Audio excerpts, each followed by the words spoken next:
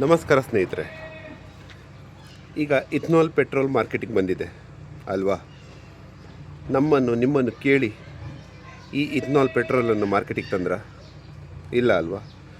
2030ಕ್ಕೆ complete ethanol blend ಪೆಟ್ರೋಲನ್ನು ಬಿಡ್ತೀವಿ ಅಂತ ಹೇಳಿದವರು ಈಗಲೇ E85 E100ಗೆ ತರೋ ಬಗ್ಗೆ ಮಾತಾಡ್ತಾ ಇದ್ದಾರೆ. ಇದರ ಬಗ್ಗೆ ಪ್ರಜೆಗಳಾದ ನಮಗೆ ಸರಿಯಾದ ಮಾಹಿತಿ ಕೊಟ್ಟರ ಇಲ್ಲ ಅಲ್ವಾ? ಈಗ ನಷ್ಟ ಯಾರಿಗಾಗ್ತಾ ಇದೆ? ಕೆಲವರು ಸಾಲ ಸೋಲ ಮಾಡಿ ತಮ್ಮ ಅಗತ್ಯಕ್ಕೋಸ್ಕರ ಬೈಕು ಕಾರು ಖರೀದಿಸುತ್ತಾರೆ. ಅವರ ಗಾಡಿಯ ಕಂಡೀಷನ್ ಏನಾಗುತ್ತೆ ಅಲ್ವಾ? ಇದು ಪೆಟ್ರೋಲ್ ಕತೆ. ಈಗ EV ಗಾಡಿಗಳ ಬಗ್ಗೆ ಬರೋಣ. ಕರ್ನಾಟಕ ಸರ್ಕಾರ ಈ ಎಲೆಕ್ಟ್ರಿಸಿಟಿಯನ್ನು ಟಾಟಾ ಕಂಪನಿಗೆ ಪ್ರೈವೇಟೈಸೇಷನ್ ಮಾಡಲಿಕ್ಕೆ ಆಲೋಚನೆ ಮಾಡ್ತಾಯಿದೆ ಅಂತ ಸುದ್ದಿದೆ. ನಿಮ್ಮನ್ನು ಕೇಳಿದ್ರಾ? ಇಲ್ಲ. ಈಗ 5ರಿಂದ 7 ರೂಪಾಯಿ ಯೂನಿಟಿಗಿರೋದು ಅದು ಮತ್ತೆ ಜಾಸ್ತಿಯಾಗಿ 15 ರೂಪಾಯಿ ಆಗುತ್ತೆ. ಆವಾಗ ಎಲೆಕ್ಟ್ರಿಕ್ ಗಾಡಿಯವರು ಜಾಸ್ತಿ ದುಡ್ಡು ಕೊಡಬೇಕಲ್ವ? ಈ ಆಲೋಚನೆ ನಮಗೆ ಯಾಕೆ ಬರ್ತಾ ಇಲ್ಲ?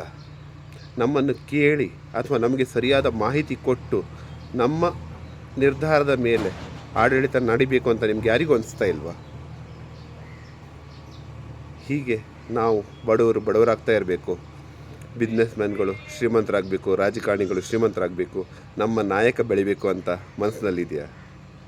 ಹಾಗೆ ಮನಸ್ಸಿನಲ್ಲಿದ್ದರೆ ಈಗ ನಡೀತಿರೋ ವ್ಯವಸ್ಥೆ ಸರಿಯಾಗಿ ಇದೆ. ಇಲ್ಲ, ಬದಲಾವಣೆ ಬೇಕು ಅಂತ ನಿಮ್ಗೆ ಅನಿಸಿದರೆ ಬದಲಾವಣೆ ನಿರ್ಧಾರ ನಿಮ್ಮ ಕೈಯಲ್ಲೇ ಇದೆ.